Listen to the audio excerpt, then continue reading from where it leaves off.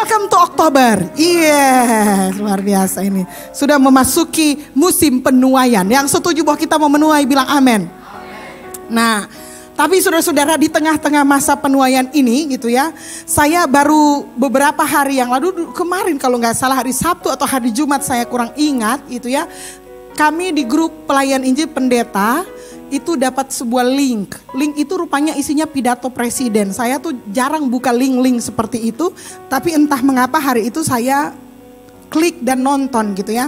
Jadi itu adalah, saya nggak tahu apakah saudara sudah nonton atau belum gitu ya, tetapi isi dari pidato presiden yang mana beberapa waktu yang lalu Presiden Republik Indonesia Bapak Presiden Joko Widodo mengundang semua kepala negara, gubernur, semua kepala daerah, yaitu gubernur-gubernur, bupati, wali kota, para menteri, pejabat BUMN, kementerian, semuanya datang gitu ya. Dan di sana Presiden menyampaikan beberapa hal penting. Nanti mungkin saya akan sharing di grup besar kita gitu ya, atau sudah bisa search di YouTube pidato Presiden yang terakhir gitu ya. Yang intinya Presiden menyatakan bahwa dunia ini pernyataan Presiden, dunia ini sedang menuju resesi gitu ya. Menurut pengamatan ahli-ahli ekonomi di negara kita, bahwa inflasi akan terjadi dan kemungkinan harga akan mulai naik gitu ya, harga bahan-bahan dan lain-lain sebagainya. Itu memang mengkhawatirkan, dan Presiden meminta kepada seluruh pemerintah, bahkan seluruh rakyat Indonesia untuk mulai berjaga-jaga mempersiapkan diri memasuki hari-hari ini gitu ya. Presiden bilang ini resesi bukan kita nggak bisa lalui, tetapi kalau kita bisa bergandeng tangan rakyat dan pemerintah sama-sama, maka kita bisa melewati resesi ini tanpa perlu mengkhawatirkan hal-hal yang buruk terjadi. Yang percaya bilang amin. Saya bersyukur kita punya presiden yang sangat optimis. Amin. Nah, beberapa saran pentingnya gitu yang saya kira kita perlu perhatikan adalah, kita satu harus berusaha untuk berbelanja di lokal atau pakai produk Indonesia gitu ya. Dan saya tahu banyak produk-produk Indonesia sekarang yang bagus-bagus. Sepatu-sepatu di Indonesia itu bagus-bagus, saudara-saudara. Satu kali saya ke Australia, saya masuk di outlet sepatu 3 strap itu ya, itu cukup terkenal. Lalu di sebuah ruangan gitu ya, ada khusus sepatu yang dipasangin kaca gitu. Saya saking penasarannya lihat itu sepatu apa gitu ya. Dan itu sepatu bagus sekali, sepatu gold. Lalu kemudian ada harga di situ. Pas dibuka saudara-saudara, made in Indonesia. Bangga nggak saudara-saudara? Bangga banget gitu ya. Walaupun pasti sih saya nggak beli gitu ya. Tetapi kita mesti bangga dengan produk-produk Indonesia. Berbelanjalah pakai produk-produk lokal. Kalau mau wisata, Presiden juga bilang wisatalah dalam negeri dulu gitu ya. Habiskan uang, putar uang di dalam negeri, itu akan menolong kita supaya ekonomi di negara kita bergerak. Walaupun demikian saudara-saudara, minggu depan kami mungkin akan berangkat ke Korea. Mengapa mungkin? Karena visa baru mau diajukan dan kita belum tahu mau keluar apa enggak. Tapi kalau visa di approve, saya, Pastor Paski dan Pastor Ramli akan ke Korea Selatan untuk mengikuti konferensi tentang pertumbuhan gereja terkait pelayanan kepada anak-anak muda. Kasih semangat dong buat kami gitu ya. Bukan untuk liburan, walaupun mungkin ada 1-2 hari lah kita jalan-jalan di sana. Tapi bukan, that's not main point. Yang intinya adalah kita akan pergi untuk belajar. Jangan saudara bilang gini, pastor ini baru bilang jangan pergi ke luar negeri, pastor ke luar negeri. Hey, ini rencana sudah ada jauh sebelum presiden pengumuman gitu loh, kira-kira seperti itu. Jadi kami mau berangkat, mau belajar, itu ada namanya Pentecostal World Conference. Dan kami akan pergi ke sana untuk melihat perkembangan atau kemajuan bagaimana Tuhan bergerak di abad ini. Yang percaya bilang amin ya. Karena gereja kita akan maju sejauh mana pemimpin-pemimpin rohani mau belajar dan bergerak maju. Kalau kita seperti katak dalam tempurung, pasti jemaatnya juga akan seperti itu. Tapi kalau pemimpin-pemimpinnya terbuka dan mau belajar, mau mengaplikasikan ilmu-ilmu yang baru, pasti saudara akan merasakan dampaknya dalam kehidupan saudara juga. Saudara setuju dengan saya? Amin. Lalu kembali ke pesan Presiden Jokowi, pesan yang kedua adalah mengenai pangan. Salah satu yang mengkhawatirkan adalah masalah pangan. Dan kalau masalah pangan nggak diatasi gitu ya, harga cabai mahal, harga bawang mahal dan lain sebagainya, itu pasti akan berpengaruh dengan kita. Karena itu Presiden menyarankan untuk kita mulailah bercocok tanam, gitu ya. Kita bercocok tanam atau mungkin kita berbelanja di misalnya kalau di sini mahal, berarti kita belanja di tempat yang lebih murah, belanja antar pulau, kira-kira seperti itu. Tetapi di Indonesia saja, kira-kira seperti itu. Saudara bercocok tanam, saudara piara hewan-hewan, itu bagus untuk saudara. Amin. Ayam, apalagi bebek. Kalau saudara piara ayam, saudara bisa dapat telurnya, bisa dapat dagingnya, bisa dapat bulunya, korek-korek kuping. Ya. Tapi saudara mulai memikirkan, kalau di rumah saudara ada tempat untuk menanam, mulailah untuk menanam. Walaupun saya kurang suka bunga, mungkin kalau saudara bisa tanam bunga gitu ya, tanamlah sayur-sayuran. Kira-kira seperti itu. Pastor, kalau mau panen nanti mau jual, nggak usah dijual, bagi-bagi aja ke jemaat. Amin. Cie. Dengan senang hati ya kita akan menerima berkat Tuhan. Tapi kira-kira seperti itu. Kita nggak perlu khawatir. Salah satu keuntungan kita Indonesia adalah kita punya tanah yang subur. Amin. Kita tanam apa saja itu bisa tumbuh. Karena kita ada di daerah tropis. Dan itu ada banyak tumbuhan-tumbuhan yang bisa tumbuh dengan bagusnya di daerah tropis. Tanpa pakai pupuk sekalipun. Itu bisa bertumbuh. Ayo kita sama-sama bergandeng tangan bangsa ini supaya kita bisa melewati krisis ini tanpa harus khawatir. Yang percaya bilang amin. Saya bilang ini bukan nakut-nakutin saudara, gak ada gunanya. Tetapi justru ingin membangkitkan rasa optimis. Sesuatu yang buruk mungkin saja terjadi. Dunia sedang bergerak dan kita gak tahu seperti apa. Tetapi anak-anak Tuhan akan tetap dijaga dan dipelihara oleh Tuhan. Amin. Tapi kita gak boleh bodoh. Kita harus mempersiapkan segala sesuatunya. Tuhan bilang pergi belajar sama semut. Semut itu bekerja. Pada musim bekerja dia bekerja. Ketika musim dingin mereka istirahat. Tapi mereka gak khawatir karena mereka punya stok banyak. Nah kita juga ini adalah musim penuaian. Sama-sama bilang musim penuaian. Bekerjalah semaksimal mungkin supaya ketika resesi datang, ketika musim dingin datang, kita nggak bisa menanam, kita masih punya stok yang akan menjaga kelangsungan hidup kita masing-masing. Bilang amin. Kita bisa hidup tanpa sekolah, tapi kita nggak bisa hidup banyak lama kalau kita lapar terus. Mengerti maksudnya? Emosi kita akan berpengaruh kalau kita kelaparan. Dan kita perlu bekerja semaksimal mungkin supaya kita punya penghasilan yang cukup. Sehingga ketika resesi sekalipun datang, kita tidak takut. Karena Tuhan sudah memberitahu dari awal. Dan kita anak-anak Tuhan yang cerdas, kita anak-anak Tuhan yang peka, yang bukan hanya bergantung kepada Tuhan, tetapi percaya bahwa Tuhan akan menolong kita di masa-masa persiapan ini. Yang percaya bilang amin. Oke, kasih tepuk tangan dulu buat Tuhan yang luar biasa. Karena ini adalah musim penuaian saudara-saudara, maka selama bulan Oktober ini kita akan belajar bagaimana bekerja sama dengan orang-orang yang Tuhan tempatkan di sekelilingmu. Work in harmony. Bekerja dalam harmoni. Saya yakin, saya sangat percaya bahwa Tuhan ingin di masa penuaian ini kita akan menuai sebanyak-banyaknya. Yang percaya bilang amin. Kalau sudah masa menuai, itu masa menuai cuma sebentar saudara-saudara. Dan itu masa yang paling sibuk. Dan dibandingkan dengan masa menabur dan masa pertumbuhan, maka masa penuai cenderung lebih singkat. Tetapi ketika masa penuaian tiba, saya percaya Tuhan ingin kita menuai sebanyak-banyaknya. Amin. Itu maunya Tuhan. Itu sebabnya di musim penuaian kita gak boleh malas. Kita gak boleh lengah. Justru di musim ini kita harus bekerja lebih giat lagi. Yang percaya bilang amin. Dan di masa penuaian yang jelas saudara, kita gak mungkin bekerja sendirian. Saya tahu banyak di antara kita itu yang suka bekerja sendiri. Tidak suka merepotkan orang lain. Mungkin juga tidak suka mengganggu orang lain.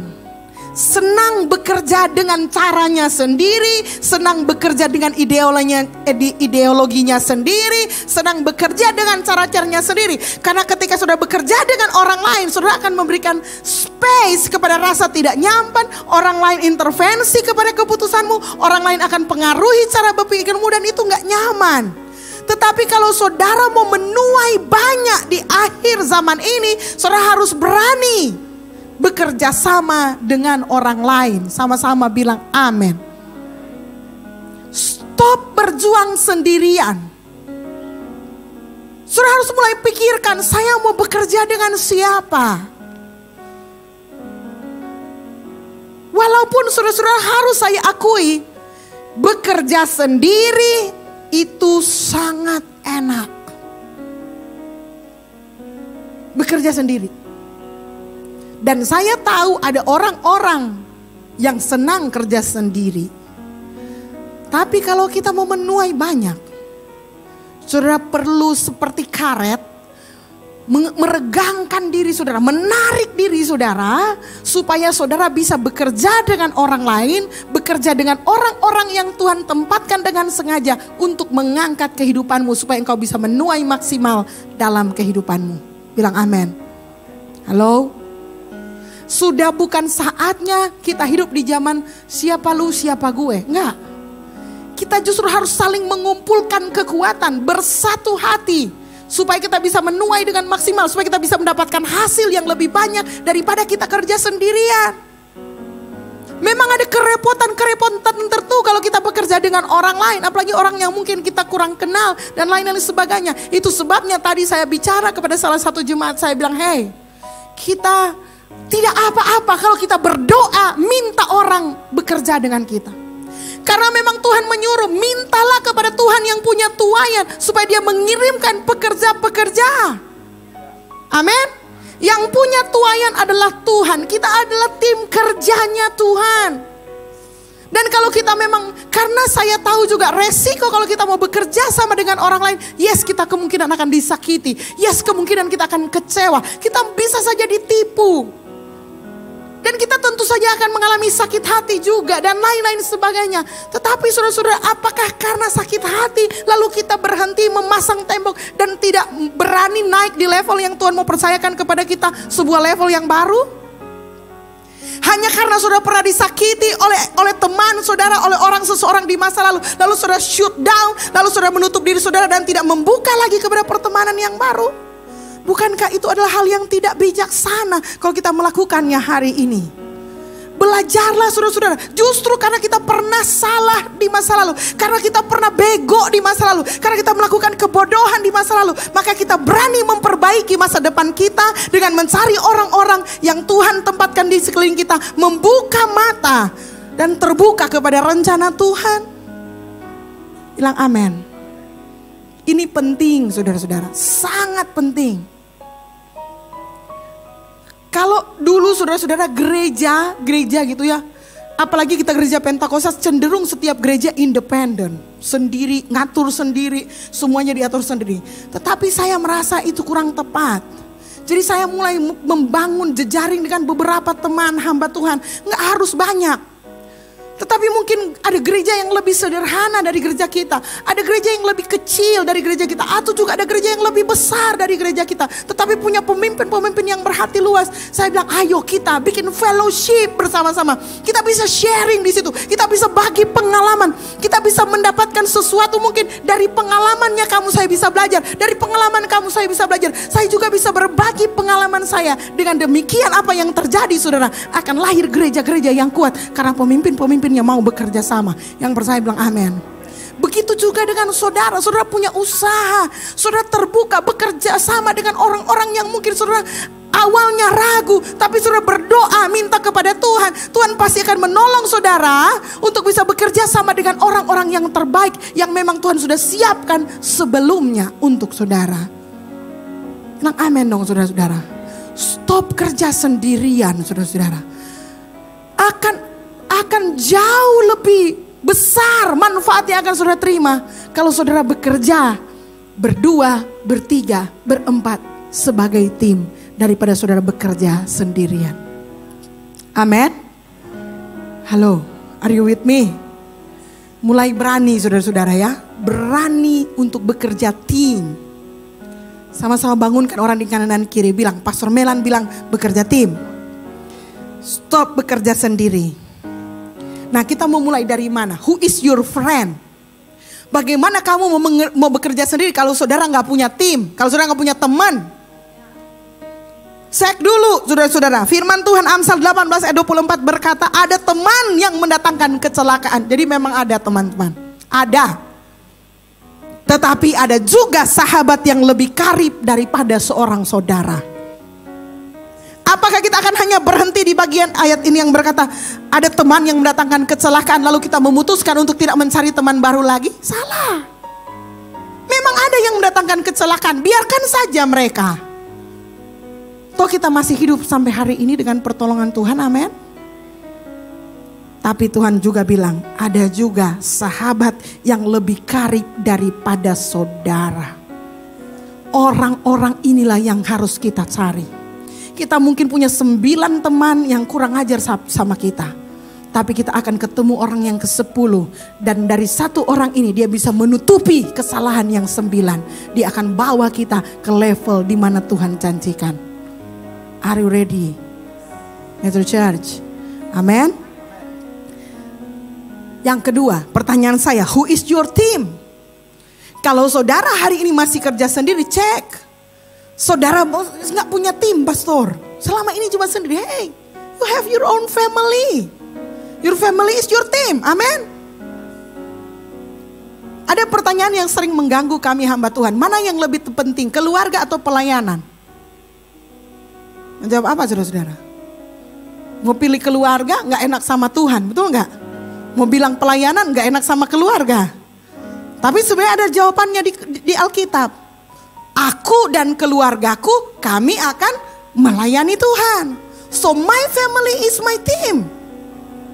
Orang-orang yang terdekat dengan kita adalah tim kita, bekerja samalah. Saudara bayangkan, even suami istri bisa ada perbedaan pendapat, right?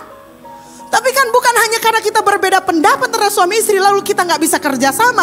Justru karena kita punya perbedaan pandangan, kita punya perbedaan pendapat, disitulah tim itu jalan. Amin. Kalau dia punya otak sama dengan saudara, dia punya pikiran sama sekali dengan saudara, saudara nggak perlu dia dalam tim. Cukup saudara saja. Tapi kalau sometimes dia punya pikiran berbeda, dia punya iman berbeda. Kadang yang satu bilang maju, dia tunggu dulu, tahan dulu. Yang satu bilang tahan dulu, maju dulu. Justru disitulah kekuatan tim itu diperlukan. Kita akan cari tahu, mengapa kamu bilang belum? Mengapa kamu bilang saya? Saya bilang saya cuman karena insting. Saya bilang belum karena perhitungan. Mari orang ngomong sama-sama. Tapi saya percaya keputusan dari 2 orang ini adalah keputusan yang terbaik dan bukan keputusan yang sembrono atau gegabah. Setuju? Team is very important. Kalau saudara berada dalam satu keluarga, cek. Saudara punya anak, saudara punya sepupu dan lain-lain sebagainya. Hey, siapa yang membuat engkau jadi keluarga? Tuhan, amin. Anak saudara. Suami, istri, saudara, keluargamu. Mungkin mereka timu, cuma selama ini engkau shoot down dirimu, engkau tidak mau terkoneksi dengan mereka. Ajak keluargamu sebagai tim untuk bekerja, untuk bikin proyek baru, untuk merancang sesuatu yang baru di masa depan. Hey, ajak keluargamu. Kalau belum berkeluarga, yang masih single-single, buatlah keluarga dulu. Amin, Bu Tia. Ada pepatah Afrika berkata begini, if you wanna go fast, go alone. If you wanna go far, go together. Kalau kamu mau berjalan, kalau kamu melesat cepat, jalan sendiri. Tapi kalau kamu jalan rame-rame dan lebih lama, jalan sama-sama. Kalau kamu mau berjalan lama, jalan sama-sama. Gitu. Bagus sekali pepatah ini. Yang kita perlukan sekarang bukan hanya kecepatan, tapi kita perlu ketahanan. Sama-sama bilang ketahanan. Kita perlu sustain, kita bisa bertahan supaya kita bisa bertahan di situasi-situasi yang berat. Dan itu diperlukan tim yang luar biasa. Hari ini saya rindu kita mau belajar dari yang namanya tim Ayub. Saya tahu saudara jarang dengar tentang tim Ayub. Kalau saudara dengar nama Ayub, saudara akan pasti berpikir ini khotbah tentang penderitaan. Ini khotbah bagaimana orang saleh diuji imannya. Ini khotbah bagaimana kalau kita bertahan dalam ujian kita bisa menerima berkat 2 kali lipat. Itu semua benar dan itu semua kalian sudah pernah dengar. Tetapi ingat, Ayub juga punya sebuah sisi yang lain tentang teamwork. Mari kita buka bersama-sama di dalam Ayub pasal 42 ayat 2 sampai 10. Aku tahu bahwa engkau sanggup melakukan segala sesuatu dan tidak ada rencanamu yang gagal. Siapa yang percaya ayat ini bilang amin. Ini ditulis oleh Ayub sesudah dia melewati malapetaka yang luar biasa. Dia bilang, aku tahu bahwa engkau sanggup melakukan segala sesuatu dan tidak ada rencanamu yang gagal. Lanjut. Firman-Mu, siapakah dia yang menyelubungi keputusan tanpa pengetahuan? Itulah sebabnya tanpa pengertian aku telah bercerita tentang hal-hal yang sangat ajaib bagiku dan yang tidak ku ketahui. Firman-Mu, dengarlah, maka akulah yang akan berfirman. Aku akan menanyai engkau supaya engkau memberitahu aku.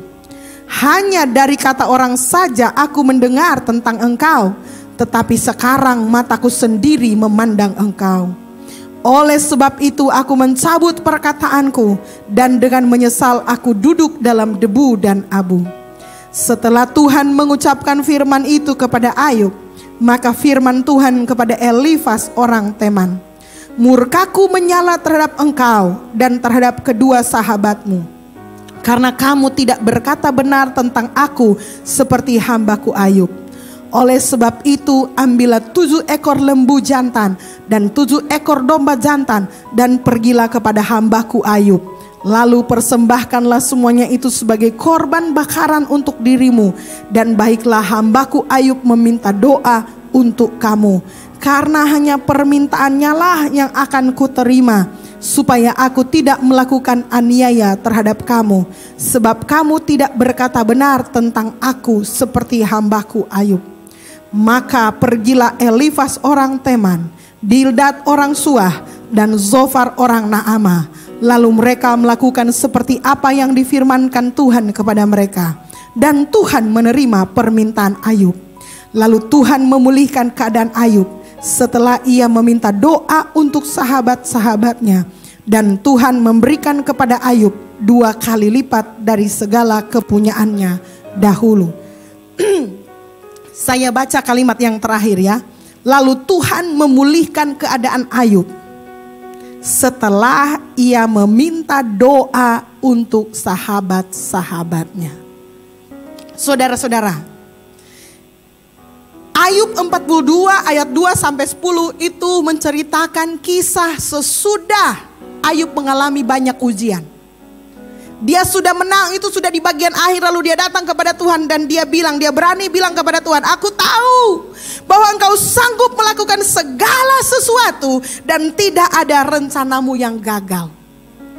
Namun sebelumnya, di pasal-pasal sebelumnya, kalau saudara melihat perjalanan kitab Ayub, Ayub juga sempat merasa down dan mempertanyakan Tuhan. Gitu ya, dia tidak mempersalahkan Tuhan, tetapi dia mulai bimbang, dia mulai berada di tekanan oleh karena pengaruh teman-temannya ini.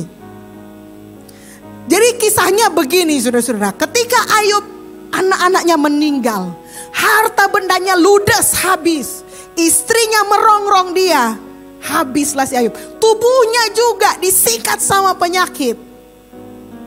Datanglah teman-temannya 4 orang. Yang pertama Elifas. Siapa lagi di situ? Elifas, Bildad, dan Zofar. 3 temannya. Selama 7 hari 4 orang ini duduk dengan Ayub, menemani dia. Secara pertemanan menurut saudara, ini teman-teman yang baik atau jahat? Ada banyak TikTok, Reels. Kalau saudara cari tentang persahabatan, mereka akan bilang itu orang yang bersama-sama. Kalau kamu melihat mana sahabat dan mana musuh, lihat waktu kamu susah. Siapa yang ada bersama-sama dengan kamu susah, mereka lah saudara-saudara kita. Kira-kira seperti itu, betul gak? Karena kalau kita lagi sukses, pasti banyak orang yang mau berteman dengan kita. Pasti banyak orang yang mau bersahabat dengan kita. Tapi giliran kita susah, siapa yang mau sama-sama dengan kita? Hanya orang-orang yang luar biasa yang mau bersama-sama dengan orang yang lagi susah. Betul gak? Oh, dan saya percaya ini teman-temannya Ayub juga, teman-teman yang luar biasa. Dari banyak teman Ayub, ada 4 orang yang datang kepada Ayub. Cuma sayang, dorang datang itu dengan walaupun kelihatan baik, tapi dorang penasehat tidak pro kehendak Tuhan. Dorang punya nasihat justru makin menghancurkan Ayub. Kira-kira seperti itu. Elifas, Bildad, Zofar. Sepanjang menasehati Daud, mereka punya Ayub mereka punya kesamaan. Mereka bilang apa? Itu gara-gara ngana. Cek, mungkin ada dosa. Mereka percaya karena pada waktu itu di masyarakat ada keyakinan kalau seseorang menerima kemalangan itu karena katulah. Saudara, jangankan zaman dulu. Hari ini di era teknologi 401, 02, 03, saya tahu masih banyak orang dalam gereja juga punya pemikiran yang sama. Kalau lihat orang lagi celaka, kalau lihat orang lagi susah, dia langsung tanya, ada dosa kasih kok nggak ada backing? Dosa apa yang nggak backing? Cari-cari, nggak ada dosanya. Karena memang nggak selalu seperti itu. Itu kepercayaan yang ingin dihancurkan oleh Tuhan. Sehingga Tuhan memunculkan kisah Ayub di dalam Alkitab. Halo, apakah saudara orang Kristen yang seperti itu? Jangan angkat tangan.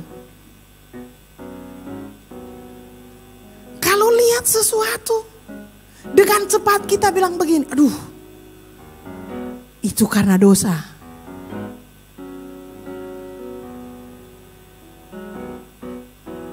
Benar begitu? Ini, mungkin ada benarnya. Kebetulannya juga ada.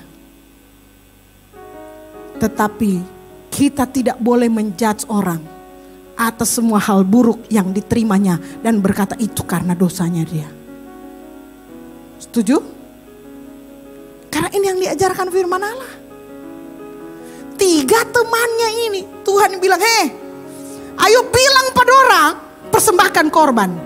Karena gara-gara dorang penasehat, ngana pun hampir ikut hancur. Terpengaruh sama ajarannya mereka. Dan puji Tuhan saudara-saudara, jadi gini, walaupun 3 temannya ini bermaksud baik, niatnya kan baik, mau tolong Ayub dalam kesusahan. Tetapi kalau pertolongan kita menghalangi rencana Tuhan, saudara hati-hati, saudara akan berlawanan dengan Tuhan. Bilang amin.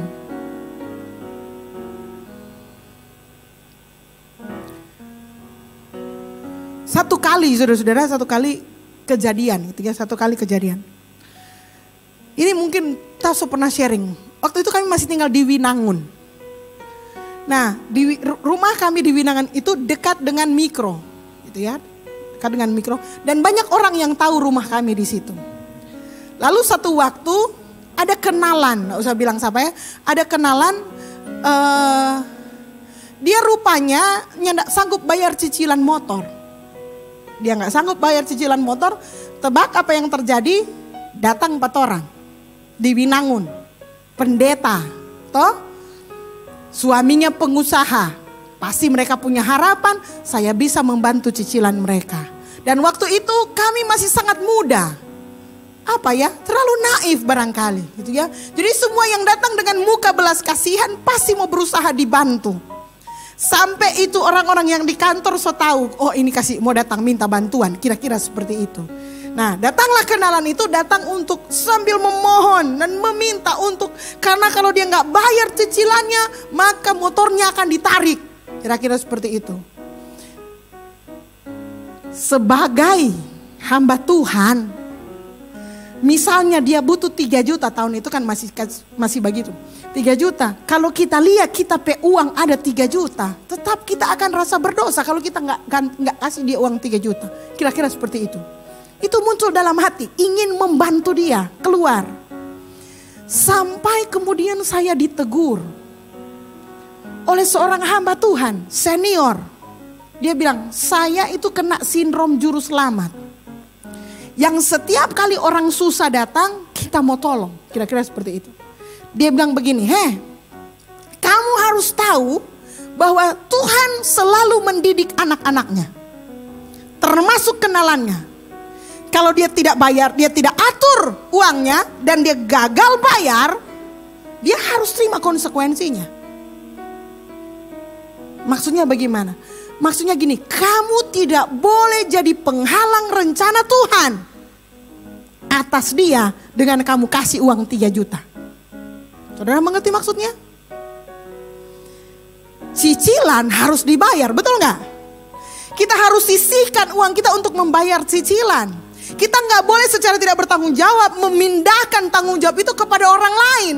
Hanya karena kita gagal mengatur uang. Artinya gini, kalau dia punya motor ditarik, itu adalah pelajaran dari Tuhan untuk dia mengelola keuangan. Kalau saya datang dan menjadi juru selamatnya, saya menghalangi rencana Tuhan atas dia. Saudara mengerti maksudnya? Saya nggak jadi penjahat.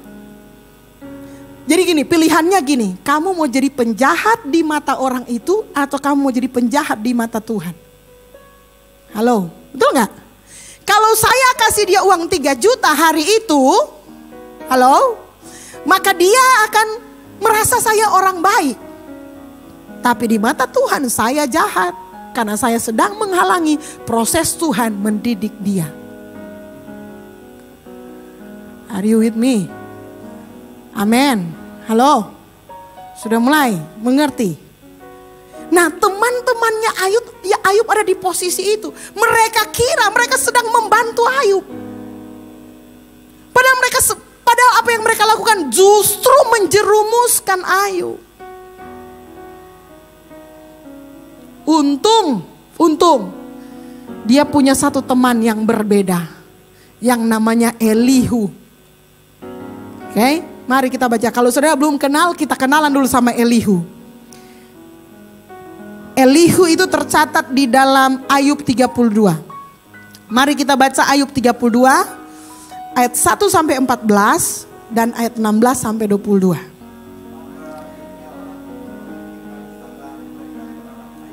Karena ia menganggap dirinya benar, lalu marahlah Elihu bin Barakel orang Bus dari kaum Ram. Ia marah terhadap Ayub karena ia menganggap dirinya lebih benar daripada Allah. Dan ia juga marah terhadap ketiga seorang sahabat itu karena mereka mempersalahkan Ayub meskipun tidak dapat memberikan sanggahan. Elihu menangguhkan bicaranya dengan Ayub karena mereka lebih tua daripada dia. Tetapi setelah dilihatnya bahwa mulut ketiga orang itu tidak lagi memberi sanggahan, maka marahlah ia. Lalu berbicaralah Elihu bin Barakel orang Bus itu. Aku masih muda dan kamu sudah berumur tinggi. Oleh sebab itu aku malu dan takut mengemukakan pendapatku kepadamu. Pikirku, biarlah yang sudah lanjut usianya berbicara dan yang sudah banyak jumlah tahunnya memaparkan hikmat. Tetapi roh yang di dalam manusia dan nafas yang maha kuasa, itulah yang memberi kepadanya pengertian. Bukan orang yang lanjut umurnya yang mempunyai hikmat. Bukan orang yang sudah tua yang mengerti keadilan. Oleh sebab itu aku berkata, dengarkanlah aku. Aku pun akan mengemukakan pendapatku. Ketahuilah, aku telah menantikan kata-katamu. Aku telah memperhatikan pemikiranmu hingga kamu menemukan kata-kata yang tepat. Kepadamulah kupusatkan perhatianku, tetapi sesungguhnya tiada seorang pun yang mengecam Ayub. Tiada seorang pun di antara kamu menyanggah perkataannya. Jangan berkata sekarang, kami sudah mendapatkan hikmat. Hanya Allah yang dapat mengalahkan dia, bukan manusia.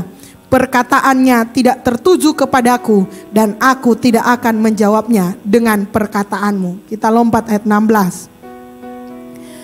Haruskah aku menunggu karena mereka putus bicara? Karena mereka berdiri di sana dan tidak memberi sanggahan lagi, aku pun hendak memberi sanggahan pada giliranku. Aku pun akan mengemukakan pendapatku, karena aku tumpat dengan kata-kata. Semangat yang ada dalam diriku mendesak aku. Sesungguhnya batinku seperti anggur yang tidak mendapat jalan hawa, seperti kirbat baru yang akan meletup. Aku harus berbicara supaya merasa lega. Aku harus membuka mulutku dan memberi sanggahan. Aku tidak akan memihak kepada siapapun dan tidak akan menyanjung-nyanjung siapapun, karena aku tidak tahu menyanjung-nyanjung. Jika demikian, maka segera pembuatku akan mencabut nyawaku. Nah, dari ayat-ayat ini saya kira saudara sudah mulai kenal siapa Elihu. Berbeda dari 3 temannya yang pertama, Elihu ini ternyata lebih mudah dari mereka semua, termasuk Ayub. Itulah alasannya ketika ketiga temannya memberi nasihat kepada Ayub, Elihu diam saja. Karena dia menghormati mereka yang lebih tua. Dia gak berani bicara. Nanti sesudah ketiga temannya habis bahan dan Ayub sudah dalam keadaan bimbang, lalu kemudian Elihu bicara. Kita mau bicara dulu. Kita berbicara bukan karena kita berumur, tetapi karena kita merasa ada sesuatu yang ada di dalam hati yang akan meledak kalau tidak disampaikan.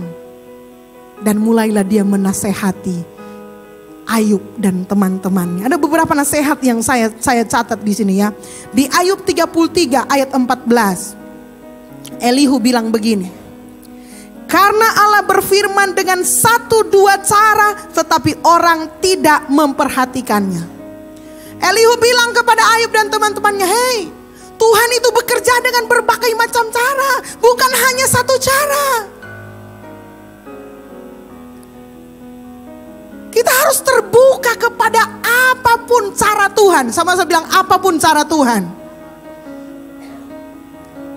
Jangan mengunci diri kita hanya dengan 1 cara saja. Oh, cuma ini 1 cara yang so berhasil, pakai itu 1 cara saja. No, Tuhan punya berbagai macam cara. Dan Tuhan sudah menyampaikan kepada kita. Namun kita kurang memperhatikan.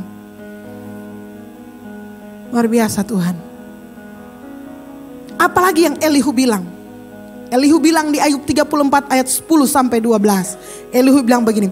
Oleh sebab itu kamu orang-orang yang berakal budi, dengarkanlah aku. Jauhlah daripada Allah untuk melakukan kefasikan dan daripada yang maha kuasa untuk berbuat curang. Malah ia mengganjar manusia sesuai perbuatannya dan membuat setiap orang mengalami sesuai kelakuannya. Sungguh Allah tidak berlaku curang, yang maha kuasa tidak membengkokkan keadilan. Dia ingatkan kepada teman-temannya termasuk Ayub. Dia bilang, Ayub, dengar baik-baik, Tuhan itu tidak curang. Dan itu juga firman datang kepada kita. Hanya karena kita pernah dicurangi oleh teman kita, kita gak boleh berpikir bahwa Tuhan yang kita sembah juga akan ngerjain kita. Prank gitu loh, enggak. Dia enggak akan lakukan itu. Bilang sama-sama ke orang kanan kiri, bilang, Tuhan tidak curang. Tuhan adalah Tuhan yang adil. Apalagi yang dibilang oleh Elihu.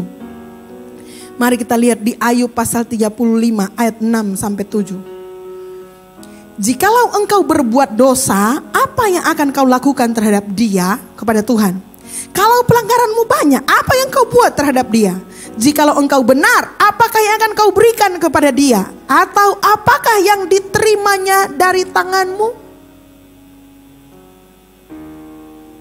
Kita sering merasa, saudara-saudara, karena kita saleh, karena kita baik, maka masalah akan menjauh dari kita. Padahal no.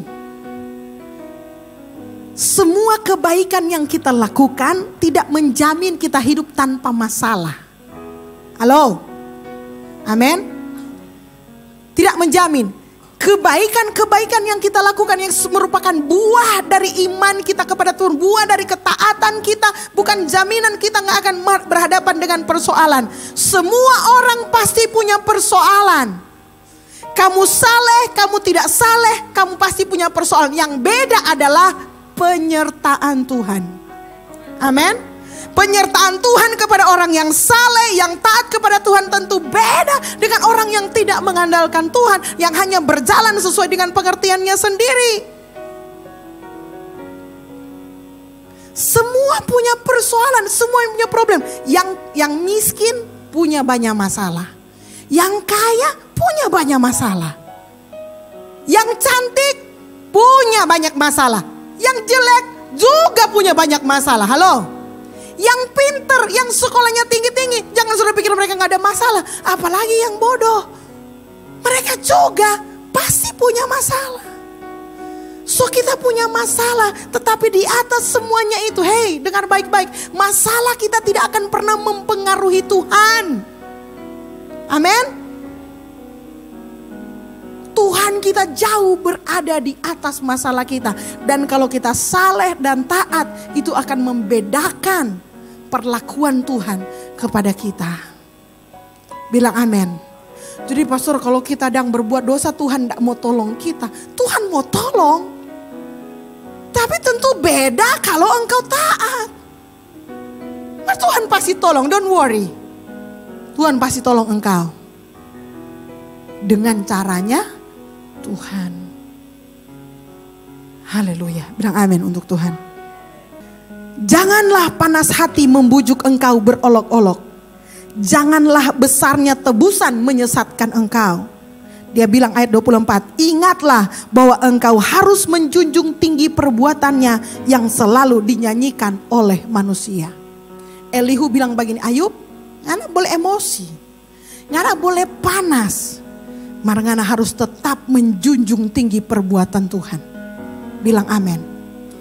Ketika kita dalam kesesakan, kita boleh marah, kita boleh kecewa, emosi kita bisa terserah karena kita memang makhluk emosional. Tetapi kita tetap harus menjunjung tinggi perbuatan Tuhan dalam hidup kita. Saudara harus setuju dengan saya dalam hal ini. Bilang amin. Sometimes kita begitu emosi, sampai Tuhan pun kena emosiannya kita. It's okay, Tuhan tidak melarang karena Tuhan yang menanamkan emosi dalam diri kita. Tetapi hey, janganlah panas hati membujuk engkau berolok-olok. Janganlah panas hati membuat kita menghujat Tuhan. Yang terakhir, yang maha kuasa, yang tidak dapat kita pahami, besar kekuasaan dan keadilannya. Walaupun kaya akan kebenaran, ia tidak menindasnya. Itu sebabnya ia ditakuti orang. Setiap orang yang menganggap dirinya mempunyai hikmat tidak dihiraukannya. Ayat 25 dan 26 dia bilang begini, semua orang melihatnya, manusia memandangnya dari jauh. Sesungguhnya Allah itu besar, tidak tercapai oleh pengetahuan kita. Jumlah tahunnya tidak dapat diselidiki. Inilah poin di mana Elihu menjamah hati Ayub. Dia ingatkan kepada Ayub, Yub, dengar baik-baik, Tuhan itu maha kuasa. Dan mungkin itu yang perlu kita ingat ketika kita masuk di musim penuaian ini. Ketika mungkin kita akan berhadapan dengan resesi, hey, ingat Tuhan itu maha kuasa. Amin. Tuhan maha kuasa dan Tuhan besar kekuasaan dan keadilannya.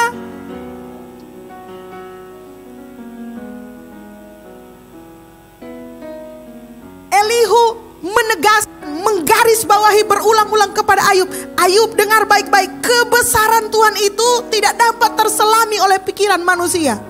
Mengapa hal ini perlu ditanamkan dalam pikiran Ayub? Karena itu memang penting. Di saat kita sedang ada di lembah kekelaman, di saat kita kesulitan, kita harus percaya, kita harus indoktrinasi pikiran kita dan berkata bahwa Tuhan itu besar dan sangat besar, lebih besar dari saya, lebih besar dari persoalan saya. Yang percaya bilang amin. Dan kita perlu melihat orang-orang seperti ini. Apa yang hebat dari Elihu? Dia lebih muda. Dia gak suka menyanjung-nyanjung. Artinya dia straight to the point. Dia gak peduli perasaan Ayub. Dia nggak peduli perasaan teman-temannya, yang penting dia sampaikan kebenaran. Apakah saudara berani demikian?